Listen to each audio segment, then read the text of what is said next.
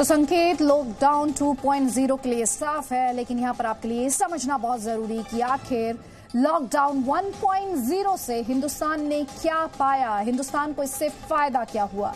तो देखिए आपके स्क्रीन पर 25 मार्च अगर लॉकडाउन और रोकथाम दोनों ही नहीं होते तो 25 अप्रैल तक जरा केसेस का आंकड़ा देखिए, आपको समझ में आ जाएगा कि केसेस की संख्या 20 लाख हो जाती। 25 मार्च अगर बिना लॉकडाउन के सिर्फ रोकथाम की जाती तो इन केसेस की संख्या 5 लाख होती। और वहीं आप ये भी देखिए कि कैसे ये जो नंबर है आपके सामने एक बड़ी कहानी बयां कर रहा है। 20 लाख केसेस अगर लॉकडाउन ना होता और रोकथाम ना होती, इसीलिए हम ये कह रहे हैं कि अगर आज इस देश में 9,000 से कुछ ज्यादा ही केसेस हैं, ये बताने के लिए काफी कि लॉकडाउन किस हद तक कामयाब रहा है और हिंदुस्तान को किस तरह से उसने कोरोना के खिलाफ इस जंग में लीड दिलाई है। अब आपको देश के कोरोना के हॉटस्पॉट के बारे में बताना बहुत जरूरी हो जाता है और वहां से हम आपको दिखाने वाले हैं रियलिटी रिपोर्ट। तो दिल्ली से लेकर मुंबई और यहां तक कि जयपुर तक कोरोना से निपटने के लिए किस तरह वॉर फुटिंग पर यानी युद्ध स्तर पर काम हो रहा है, इस रिपोर्ट में देखिए आप।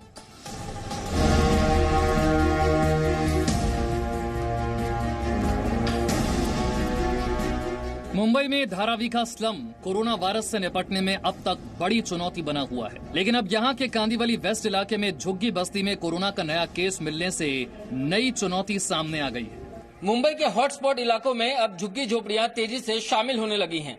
मैं आपको तस्वीर दिखाऊंगा मुंबई के कांदीवली वेस्ट इलाके की, और यहाँ पर आजाद नगर और एकता नगर की ये झुग्गी झोपड़ियां हैं जो अब धारावी या वगली कोलीवाड़ा बनने की राह पर दिखाई दे गई हैं। एक मामला जो यहाँ पर पॉजिटिव पाए जाने के बाद इलाके को कंटेनमेंट जोन डिक्लेयर कर दिया गया था, लोगों के आने जाने पर पाबंदी लगाई गई थी, और जब क्लोज कॉन्टैक्ट्स को ट्रेस किया गया तो और 4 नए मामले यहाँ से अब सामने आए हैं। कुल मिलाकर के अब तक 5 लोग जो हैं कोरोना से संक्रमित पाए गए हैं। दिल्ली को कोरोना संक्रमण को फैलने से बचाने के लिए सैनिटाइजेशन की प्रक्रिया में भी काफी बदलाव लाया गया है। दिल्ली के हिंदूराव अस्पताल में अब टनल से एम्बुलेंस के साथ साथ बसों और दूसरी गाड़ियों को सैनिटाइज किया जा रहा है। उत्तरी दिल्ली नगर निगम के अस्पताल हिंदूराव अस्पताल में एक सैनिटाइजेशन के लिए पाथ बनाया गया है, ये रास्ता बनाया गया है पूरा। अभी तक आपने देखा होगा कि लोगों के सैनिटाइज करने के लिए रास्ते बनाए हैं, लेकिन इसमें गाड़ियां भी आ सकती हैं। आप देखिए जो बीच का जो रास्ता है, इसमें से कोई भी गाड़ी अगर निकलेगी तो वो पूरी तरह से सैनिटाइज हो जाएगी, या फिर जब अंदर जाएगी तो भी वो यहां से सैनिटाइज हो करके ही जाएगी। और इसके साथ साथ बगल में अगर आप देखिए कि 2 छोटे पैसेज बनाए गए हैं, ये लोगों के सैनिटाइज होने के लिए है। यानी कि इस अस्पताल में अगर कोई भी अंदर जाएगा तो यहां से जो वेपर्स निकल रही हैं उसके जरिए पूरी तरह से सैनिटाइज हो करके ही अब अंदर जाएगा। राजस्थान में भी कोरोना संक्रमण के मामले लगातार बढ़ रहे हैं। जयपुर में कोरोना के बढ़ते मामलों के बीच लोगों ने अपने स्तर पर भी सैनिटाइजेशन का काम शुरू कर दिया है। जयपुर शहर में लगातार कोरोना अपने पैर पसार रहा है, इसीलिए अब घर घर सैनिटाइजेशन का काम है वो लगातार शुरू हो चुका है।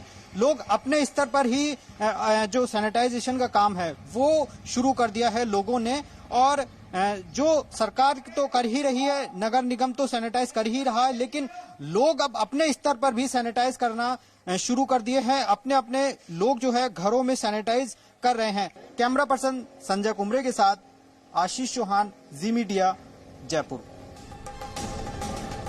और ये जो आप अपने स्क्रीन के टॉप पर लगातार एक काउंटडाउन देख रहे थे, चलते हुए देख रहे थे, दरअसल ये काउंटडाउन है प्रधानमंत्री का संबोधन सुबह 10 बजे से जुड़ा हुआ। निगाहें इस बात पर लॉकडाउन 2.0 को लेकर वो क्या बड़े ऐलान करते हैं। एक छोटे से ब्रेक के लिए यहाँ पर रुक रहे हैं, लेकिन आप दिशा निर्देशों का पालन करते रहिए, प्रशासन जो कह रहा है उस पर अमल कीजिए और जानकारी के लिए जी न्यूज देखते रहिए।